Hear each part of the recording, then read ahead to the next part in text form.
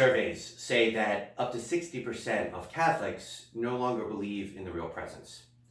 That's a problem because we are Eucharistic people. That is the core, the foundation, the focus, the center, whatever word you want to use of who we are as Catholic Christians. So the next few videos I want to devote to reminding us in why we do believe in the real presence. That what we do each Sunday at Mass is not a remembrance, it's not a ceremony, it's not a symbol, but it is Jesus Christ truly present to us under the form of bread and wine. And for the video today, I'd like to start off with why do we believe in the real presence? Because Jesus said so. In John chapter 6, verse 35, Jesus says, "I am the bread of life. Whoever comes to me will never be hungry, and whoever believes in me will never thirst.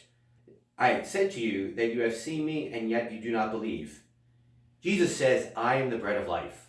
He doesn't say, this is a symbol of me, this is a reminder of me, this is a picture of me. He says, "I am the bread of life," which means that the bread we receive in the Eucharist has to become the body and blood of Christ to live up to these words of Jesus. The bread that feeds us, the bread that gives life, the bread that gives salvation. And Jesus is building on the imagery of the Lamb of Passover from the book of Exodus. Remember when God was freeing the people from slavery, it was the blood of the Passover lamb that protected them, that was on the doorpost. So the angel of death passed over the house of the Hebrews. That foreshadows that it is the blood of Christ that protects us from sin and death. We don't put it on the lintels of our door, we put it within ourselves. We take it in so that each time God our Father looks at us, he sees us as his beloved children, but he also sees us washed, redeemed by the paschal sacrifice, by the blood of Christ himself. And that's why as Catholics we say that each Mass makes present the one sacrifice of Calvary. When Jesus died on the cross, he canceled out that debt of sin and death that we had incurred through our disobedience to God. But let's be honest, you and I continue to sin. We continue to mess up. We continue to offend God.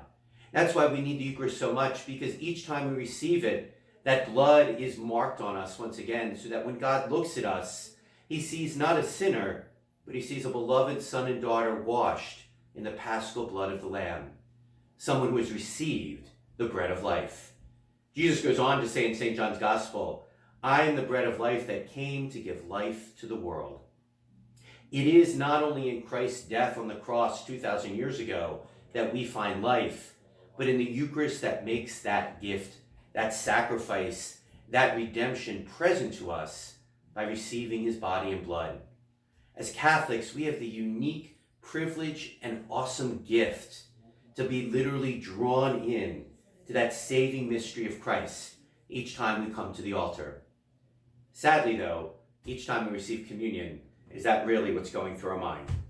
Or are we thinking, I've got to get to soccer practice, I've got to stop by the grocery store, grandma's coming for dinner, what am I making for dessert?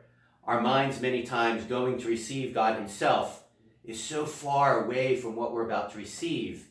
And that's why as Catholics, we need a wake-up call. A wake-up call to remember that it is Jesus we receive in the Eucharist. And each time we approach that altar, to remember how privileged and how blessed we are to be receiving once again the bread of life, Jesus himself.